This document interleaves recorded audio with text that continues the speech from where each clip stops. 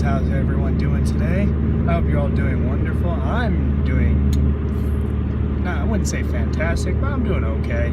Reason being, well, it's Wednesday, as you know. Get the hump day, you know, the intro, all that. But on top of that, we got, in 4 days I have left with my lovely Chinese girlfriend. And I apologize if you can't really see me. That's some big news. I'll tell you in a moment why it's so dark out. But anyway, I only have 4 days left with the lovely girlfriend, and she goes home on Saturday. So unfortunately for me, I don't have much longer with her, and it's depressing. And you know, we're working on getting her over here so she can be here permanently. And yes, she's not just coming over here for the benefits of me, you know, that America gives her. She actually wants to be a proper U.S. She wants to be a proper U.S. citizen. She doesn't want to be one of those people who just lives off the system and, you know, gets everything from everybody. So there's always that. And as you can see, I'm growing my beard out a little. Girlfriend doesn't like it. Damn lights in them freaking, like, Claire!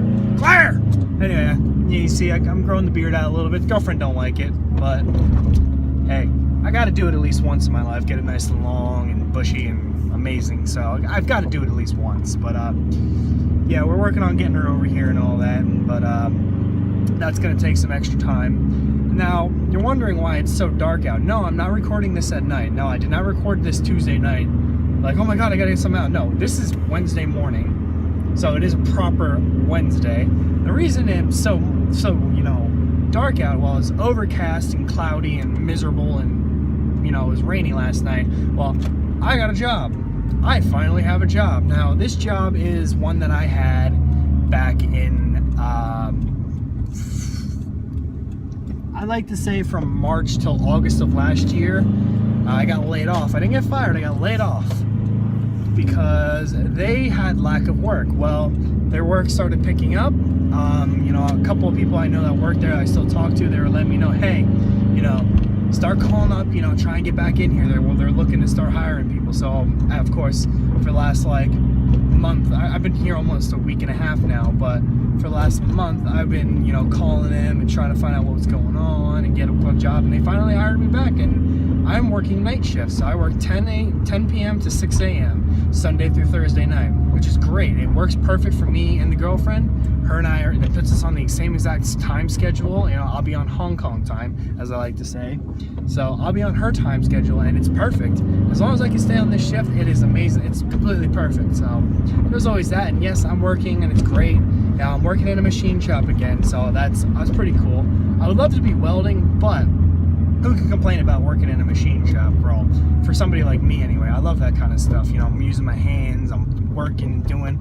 The last job I had was, I was using a manual lathe, and I didn't like it.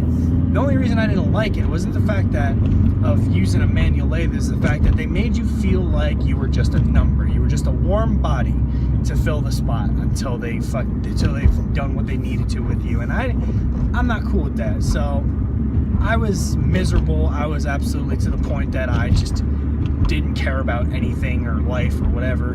And you know, obviously, like I said in past videos, it's put a strain on mine and the Tanya's relationship. And so after, you know, getting there, coming back to a job where they actually make you feel like you're a valued employee, especially the fact that there's only 4 people on my shift. There's 4 people on second shift. No. Yeah, there's 4 people on second shift and like a handful on day shift. So it's a small place. I mean, they still make out very well for themselves. But it's a small place.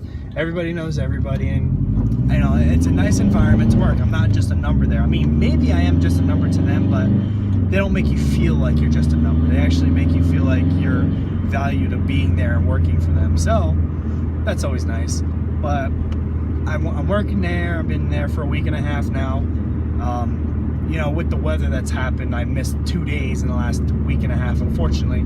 First time was because, well, I don't have good snow tires. I don't have good tires on my car to begin with. It was last week, Wednesday last week. Yeah, no, it was Tuesday night and Wednesday morning, because that would be my Wednesday, I believe. No, yeah, Tuesday night and Wednesday morning. Yeah, anyway, me trying to figure out the days. That's my hump day. Tuesday night and Wednesday morning is my hump day. And basically, what ended up happening is I called in and said, hey man, you know, it's snowing pretty heavy up here. You know, I'm about 45 minutes away from my job, but I told him, like, hey, it's snowing pretty heavy up here. I don't have good tires on my car. I don't really feel safe driving down there. They're like, all right, but we have to give you, you know, an occurrence spread, you know, for whatever. Fine, I'll take it. Well, last night, or 2 days, the other day for you guys, everybody on my shift called off. So I got called. They're like, oh yeah, don't come in, you have off today. I'm like, oh, tonight. I'm like, wait, what? Really? They're like, yeah, what are we gonna try? Were you gonna call in? I'm like, no, I was gonna try and make it in, because it was like, as you guys know, it was snowy and icy and rainy and all that. I was gonna try and make it in, but everyone else on my shift's like, nah, I ain't coming in, like that. So I didn't have to go to work, and that was great. It was the first time something like that has ever happened to me, so I'm pretty stoked on that. Hey, it is getting brighter out, and its video quality is kind of crap. I apologize if it's really bad. I'm just, you know, figured I'd record this on my way home from work when it got light enough out, and there you go. But yeah, 4 more days with the girlfriend, got a new job. Well, not a new job, a new old job. So I'm working again. I'm almost, you know, it's a perfect shift, and I'm happy. I'm happy in that sense. I'm just not, I'm kind of miserable because the girlfriend has to go home, but it is what it is. But updates on my car. I'll give you that in a second. I gotta look to see where the fuck I'm coming. I can't go anyway. So updates on the car. I've just now learned that I don't have to get my car pro-tuned in order to use the exhaust parts that I got.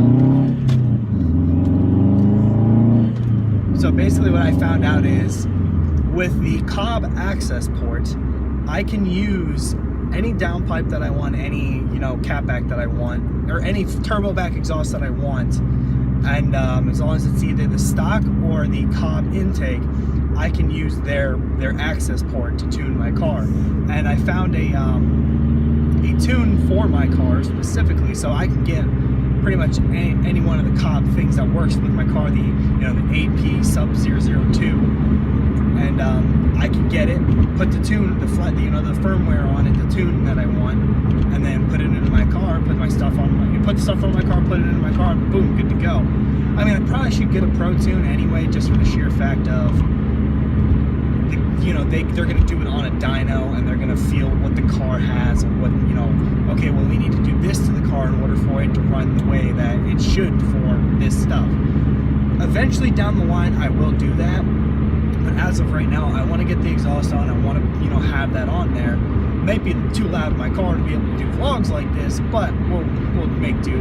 We'll see how it works. But I just want to get the exhaust on, because I just want to hear how obnoxious it's going to be, and get that little bit of extra power that we had. Probably 30 to 45 horsepower, 35 to 45 horsepower gain. I mean, it says in the graph for Cobb, it's about a 26% increase on horsepower, like a 40% increase on torque or something like that. So, and it gives you the numbers for the base horsepower. It doesn't give you the numbers for the actual horsepower. So it's like base horsepower will be 285, and the base torque will be like 300 with that tune. But that's base horsepower. So you gotta subtract it down. So my car has about 190.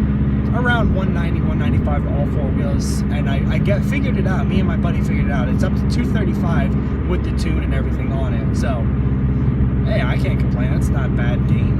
I mean, it's nothing to write home about, but hey, can't complain with that.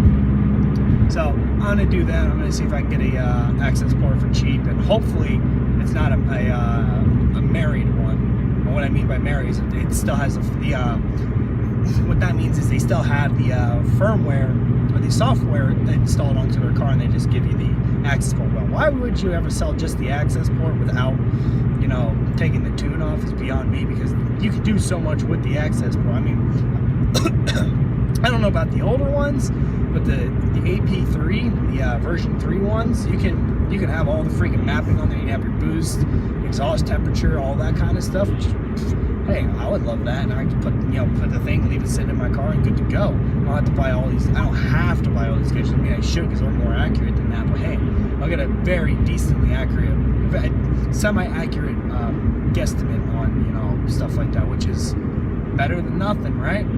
But I'd like to thank you guys for watching. Give you guys a quick update on life, what's going on with me, and me finally having a job and not being a bum.